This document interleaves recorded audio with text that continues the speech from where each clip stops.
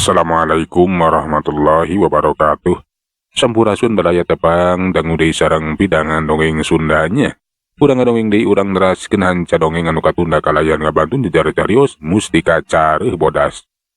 Ieu dongeng teh karangan Mang Nyalira sok sanaos dongeng basajan malah mandar janten hiburan.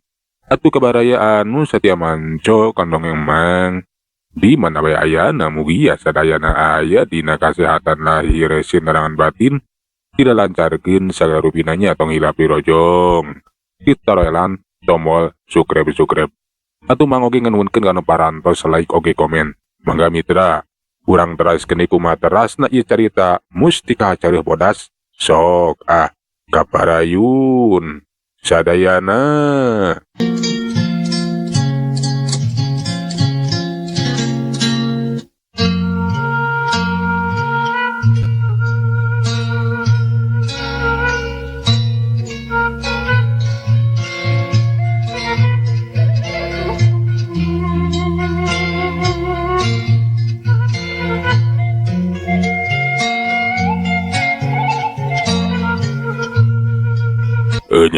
Urang teh ngantas si topeng setan teh kulna bikin kapeunang kacangkala.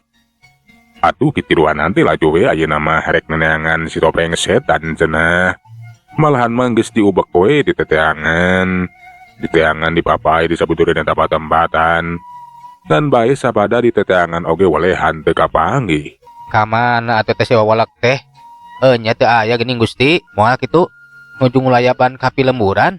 Nya bisa jadi. Eta si topeng setan teh keur ngulayaban ka pilemburan. Kulantaran teu kapanggih ayeuna-keun we. Ayeuna urang mulang heula ka karaton, engke urang teangan deui. Kitu cenah ceuk eta Kipati Jaya Sakti teh ngajakan ka si Jamal jeung Neng Salma teh urang mulang heula we cenah sagalanan mah ka karaton. Basa nu tiruan naringgalkeun eta patempatan laju we atuh ngajujuk ka sisieun Gunung Kunci. Batu kabeneran si topeng setan oge anu tas indit neneangan kuda bari geus hasil teh mawa kuda geus tepi ka eta sisieun Gunung Kunci. Puguh we atuh si Jamal anu pangheulana nempo rentang-rentang aya nu datang. Teteh lah geuning cenah si topeng setan eta nu datang teh bari mawa kuda. Tuh geuning itu si topeng setan teh Gusti. Kakara datang meureun tas ngulayaban nya ti pilemburan bari jeung mamawa kuda sagarupa.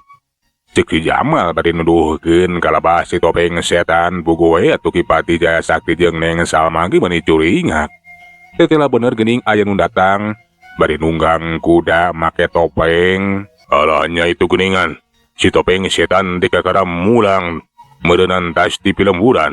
Mohon Gusti keun kuy sim abdi urang cangkalak. Cek si Jamal kituna teh bari langsung we ngapalesat arek ngahadang mekatan jalan si topeng setan. Rek ditewak we cenah rek dicangkalak. Jelegedeg kieu bari manggeus nangtung abadaga ngahalangan jalan buku we atuh si topeng setan teh alias yantana meuni kaget. Geuningan cenah anu ngahalangan jalan teh alian ti si Jamal. Anak kitu manggeus wani-wani deui datang ka Gunung Kunci. Tas di mana sia topeng setan euy? Bari mamawa kuda sagarupa. Nah rek dijadikeun mayit hirup eta kuda teh. Atawa ditumpakan ku maneh euy jeung si Anjani. Jamal. Wanian sia datang deui ka dieu euy. Tapi halus euy. Sia wani deui datang ka dieu. Moal bisa lumpat ayeuna mah. Bakal dikocoran sia anu bakal dijadikeun prajurit hirup mah. Sakedeung deui dewek jeung pamajikan deweknya teh si Anjani bakal ngawasa di kerajaan Sumedang. Oh, jadi si Anjani teh pamajikan si Laing topeng setan euy. Alah, anjakal atuh. Tiwari mah si Anjani teh geus jadi mayit. Tapi ketan keur maneh mah teu nanaon. Lantaran maneh mah bisa ngahirupkan mayit. Kan bae meureun. Jadi boga pamajikan mayit, mondo ngacapru ka mana we karep sia Jamal. Ayo tuturkeun dewek. Sia bakal dijadikeun mayit teh hirup. Kituna teh eta si topeng setan atawa sandang teh laju we ngabedal kuda ngabarata kelumpat. Rek ngajugjug ka padumukanan aya di tengah leuweung. Rek ka mana sia? Ditewak ku aing dituturkeun deuleu. Cek si Jamal laju we teu ngudag kuda anu ngabarata kelumpat. Mobus asup ka tengah leuweung. Ngahaja ku si Jamal teh arek dituturkeun we cenah arek diudag ka jero leuweungkeun cenah hayang nyaho. Sina apaleun lamun pamajikan teh nyata si Anjani kiwari teh geus jadi layon. Basa si topeng setan geus tapi ka padumukanana. Ugoe atuh si topeng setan atawa santana teh mending ngajengok kaget lantaran dirinya teh geus teu kasampak aya prajurit mayit hirupna kamarana cenah. Eueuh saurang-urang acan. Ngan bae basa kasampak aya layon anu keheng. Barang ditilik-tilik teh jiga layon awewe puguh atuh meni kaget. Nah layon saha eta teh atawa mayit saha? Aya na kamarana ieu teh eueuh saurang-urang acan prajurit teh. Cing deui ieu geuning aya layon. Layon sahanya? Kamana atuh Nyi Anjani?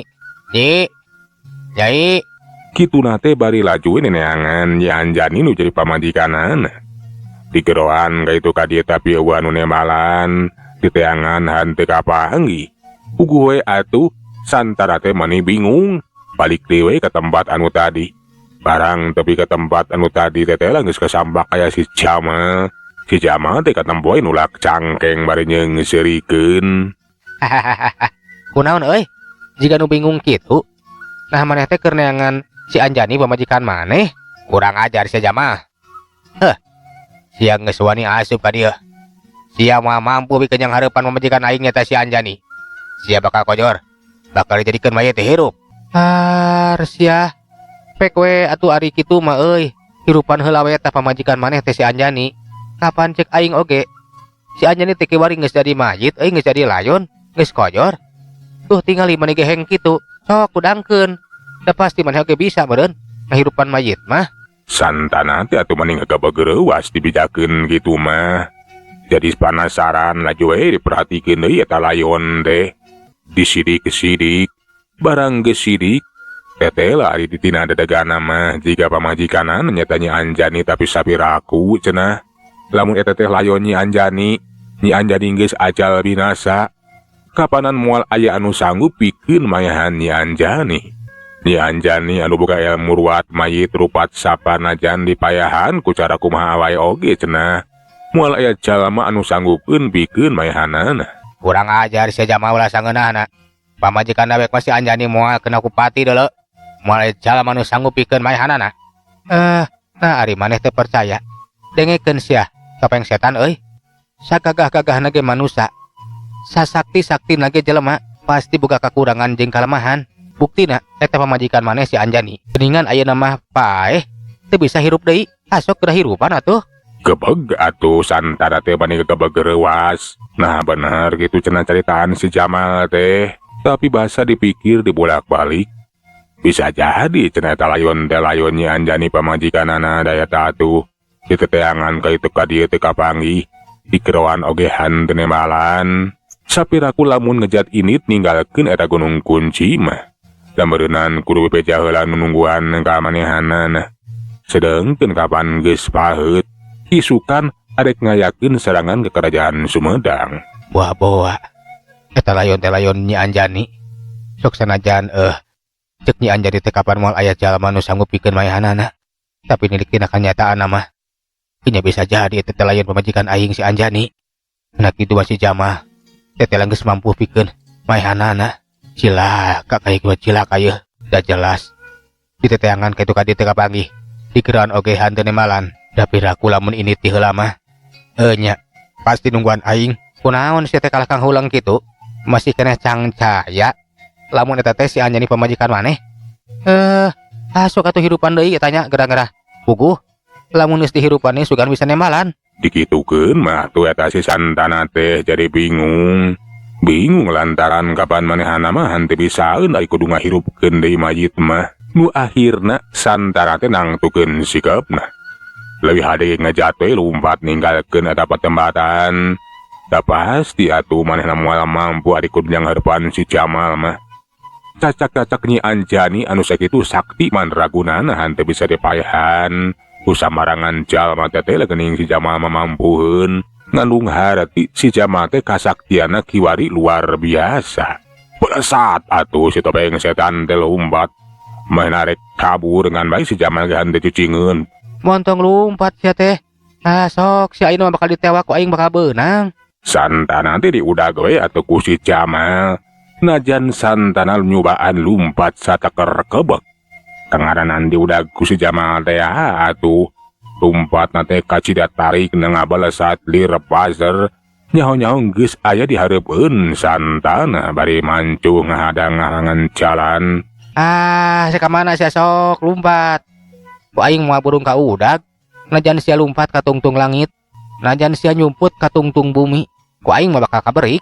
Kurang ajar sia Jama. Lamun kitu mah sia kudu kojor. Kapak satu Santana teh kudu nyang hareupan si Jamal we daek teu daek kudu ngalawan. Ajeleng seak. Narajang kasih Jamal bari nyabut keris kala genina. Eta keris teh arek ditubleskeun kana dada si Jamal. Si Jamal ge maneh kaget lantaran eta si topeng setan teh mawa keris geuningan nu sarua jeung bogana Santana. Nah saha atuh sabenerna eta si topeng setan teh? Si Jamal gentak ngagiwar, plos atuh keris teh ukur nyorocos karasa hawa panas mani nyongkap. Si Jamal beuki penasaran. Nah keris isi topeng setan sarua jeung anu si Santana geuningan. Da aing geus can poho. Nya kitu pisan kerisna teh. Cek gerenta sate si Jamal bari taki-taki dewe. Lantaran eta si topeng setan teh katembong geus nyebruti maju narajang. Malahan mah kiwari panarajang teh beuki karang jeung ngabahayakeun. Geus teu asa-asa we hayang sagancangna bisa ngarubuhkeun si Jamal nu jadi musuhna. Tapi lain oge si Jamal atuh. Hari kudu rubuh ku Santana mah. Najan Santana ngetrukeun sakabeh pangarti jeung pangabisana. Keur si Jamal mah weuh haratina. Da eta we atuh kalah kabeakeun tanaga. Kurang ajar. Si Jamal teh hebat. Tapi aing daek teu daek kudu ngalawan ka ieu mah. Da pasti aing bakal ditewak di cangkalak. Kunaon euy? Eta meneng hapranjug kitu sok atuh tewak deui aing. Sok tah. Corocoskeun eta keris teh euy. Geura tojoskeun kana dada aing lah. Sok tah sok.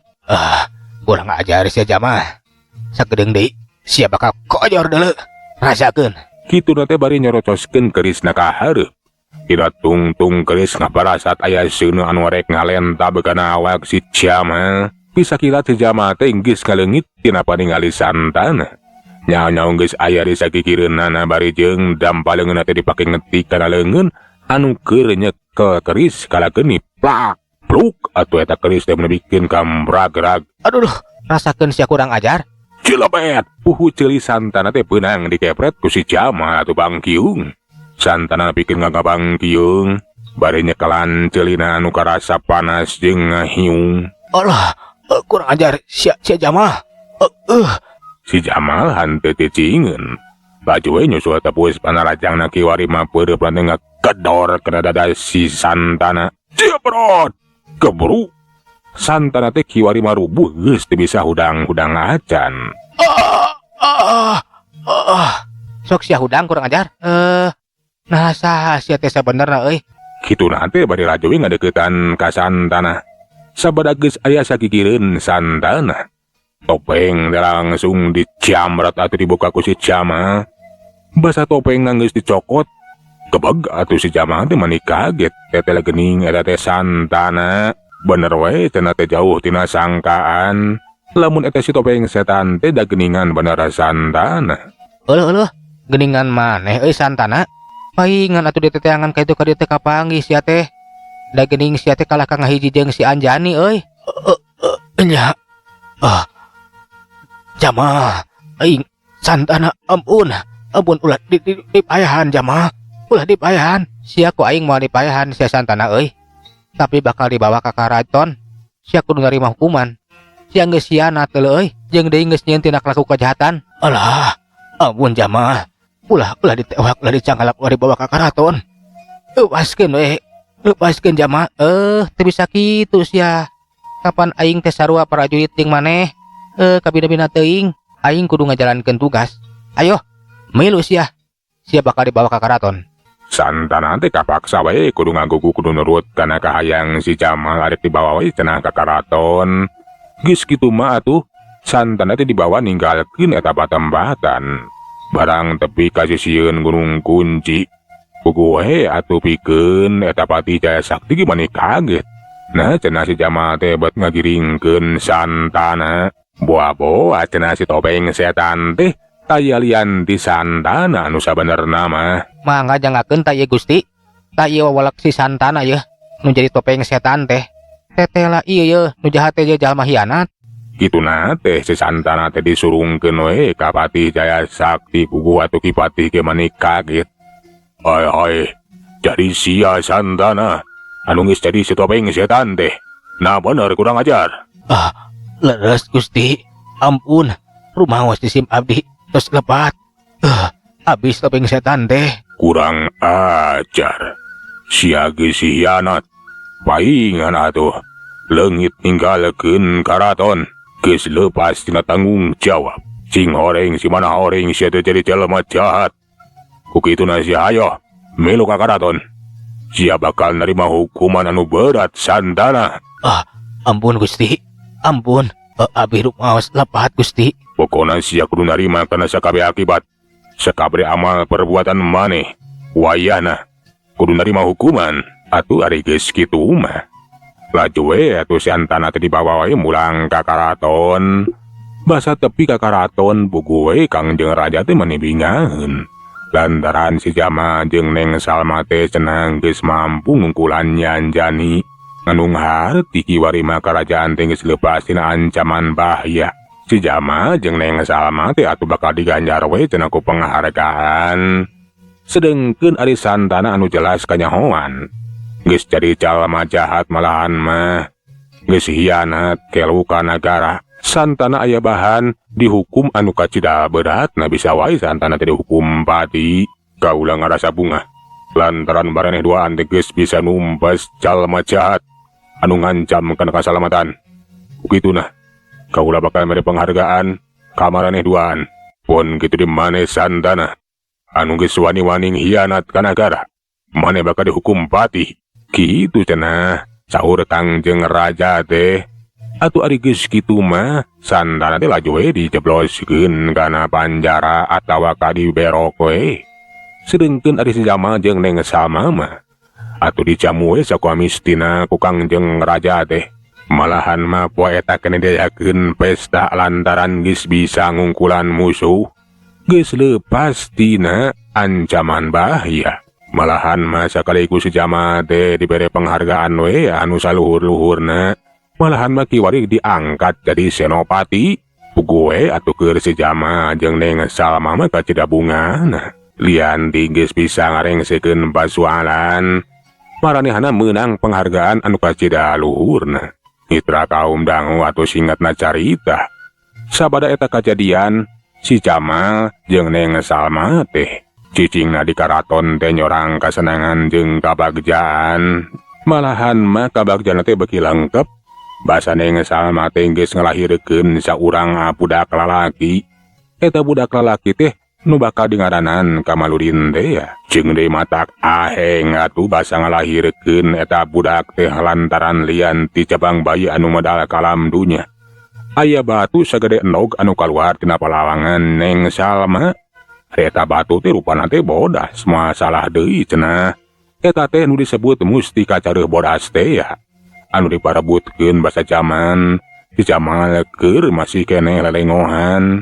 Atuh ku geus medana si jabang bayi pon kitu deui kaluarna eta batu mustika tina awakna Neng Salma. Netelakeun lamun eta mustika careuh bodas teh kiwari geus dina kayaan bersih. Geus moal ngadatangkeun deui mangalapikeun manusia. Malahan mah eta mustika teh bakal gede gunana we. Mungkin teh bakal kapimilik we ku anakna si Jama nyaeta si Kamaludin. Kitu akhirna carita mustika careuh bodas teh. Atuh ieu dongeng teh dicekapkeun we dugi ka dieu nya. Nyata mustika careuh bodas teh lantaran parantos kaluar ayeuna mah eta mustika tina kayaan bersih ngawujud jadi mustika dipimilik ku si Kamaludin nyata anakna si Jamal. Mang nganuhunkeun tina sadaya paratosanana nya. Salami mang medar ieu dongeng tangtos seueur kakirangan kalepatan mugi dimaklum ku sadayana nya. Mugi awe atuh dongeng emang teh sing tiasa janten ngahibur we.